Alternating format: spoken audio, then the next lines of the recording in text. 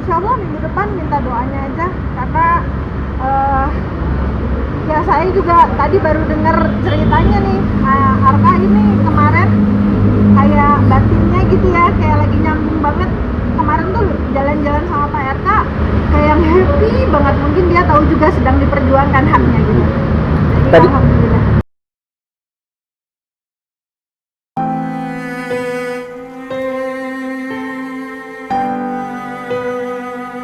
Suasana duka menyelimuti ketiga keluarga almarhum Ade, Suhri, dan Rodiana yang tewas secara tragis di Kampung Ciparang Cipatat, Kabupaten Bandung Barat, Jawa Barat. Ketiga korban tersebut tewas akibat sebuah ledakan yang diduga berasal dari mortir. Diketahui korban kerap mengumpulkan selongsong maupun proyektil bekas latihan militer untuk dijual sebagai barang rongsokan meski aktivitas tersebut telah dilarang oleh pihak TNI. Aparat kepolisian bersama pihak terkait masih melakukan penyelidikan di lokasi kejadian untuk memastikan asal-usul benda yang meledak serta rangkaian peristiwa yang menyebabkan 3 warga tewas. kami menunggu dari tim gegana kepolisian hasil laboratorium apakah itu granat dari kami atau granat dari mana. Karena dari hasil prosedur-prosedur yang ada di militer, apabila granat itu tidak meledak, maka dihentikan kegiatan, dicarikan granat itu, kemudian dilaksanakan disposal. Demikian. Kelongsong tidak boleh diambil. Tidak boleh diambil karena yang pertama, kelongsong itu satu diledakkan apabila dia tidak berfungsi. Yang kedua, apabila kelongsong munisi itu tidak bunyi, maka kita melaksanakan disposal. Kini lokasi ledakan masih dipasangi garis polisi. Penanganan selanjutnya dilakukan Puslap 4 Polri untuk mengetahui penyebab pasti ledakan.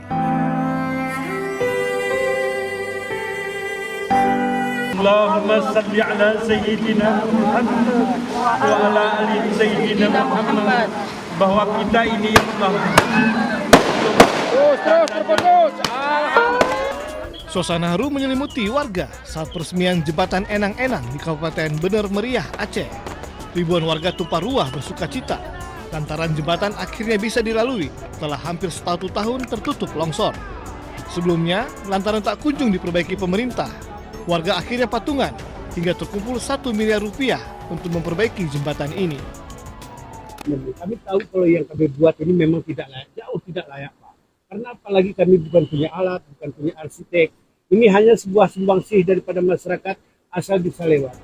Rencana perbaikan ini sempat ada, namun Badan Pelaksana Jalan Nasional BPJN memutuskan tak melanjutkan proses perbaikan dengan alasan kondisi jalan belum aman dilintasi.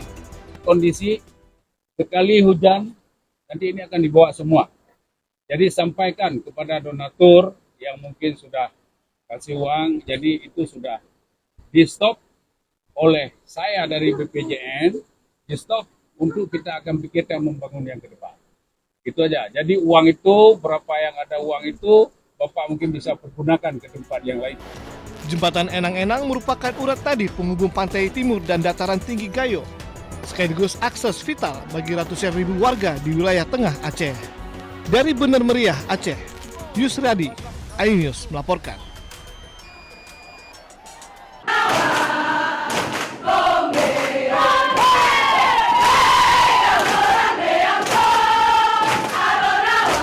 Program pelatihan bagi Sarjana Penggerak Pembangunan Indonesia atau SPPI yang akan menjadi manajer di Koperasi Desa Merah Putih dan Kampung Nelayan Merah Putih akan disempurnakan. Pemerintah telah mengevaluasi secara menyeluruh dan memutuskan untuk mengubah konsep pelatihan dari yang sebelumnya berbasis latihan dasar kemiliteran menjadi pelatihan bela negara dan manajerial. Kami ingin menegaskan bahwa pemerintah menempatkan keselamatan, kesehatan, dan kesejahteraan para peserta sebagai prioritas utama. Kami mendengar, melihat, dan merasakan betul apa yang menjadi kekhawatiran masyarakat serta keluarga peserta. Tidak ada satupun tujuan program pemerintah yang lebih penting daripada memastikan anak-anak kita, para kader bangsa ini, dapat belajar dan berlatih dengan aman dan nyaman, serta optimal. Pemerintah juga menyebut langkah penyempurnaan ini diambil untuk memastikan program semakin tepat sasaran. Pemerintah juga optimis bahwa perubahan akan membawa angin segar. Tim Liputan iNews melaporkan.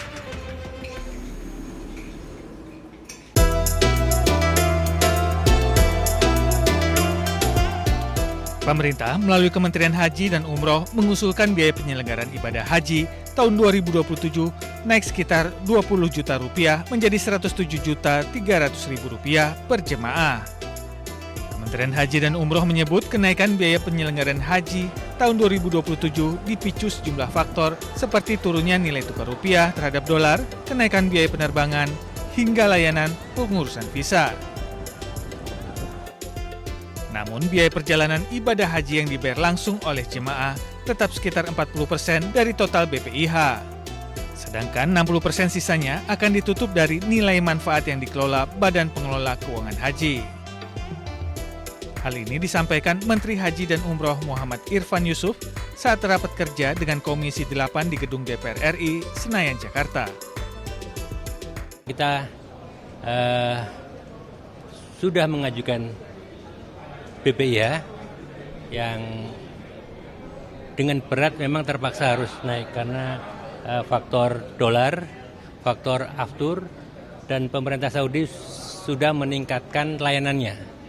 Artinya apa? Otomatis akan menambah harganya juga. Penetapan angka ini berdasarkan item-item itu rasional sekali.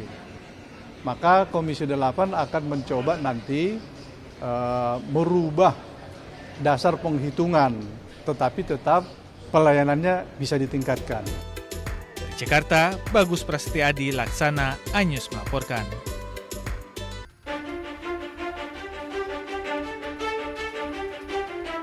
Setelah Kejagung menetapkan polisi aktif berpangkat Brigadir Jenderal Lalu Muhammad Iwan sebagai tersangka korupsi MBG, Korps Adiaksa menyebut ada dugaan keterlibatan oknum anggota TNI aktif dalam pusaran korupsi MBG.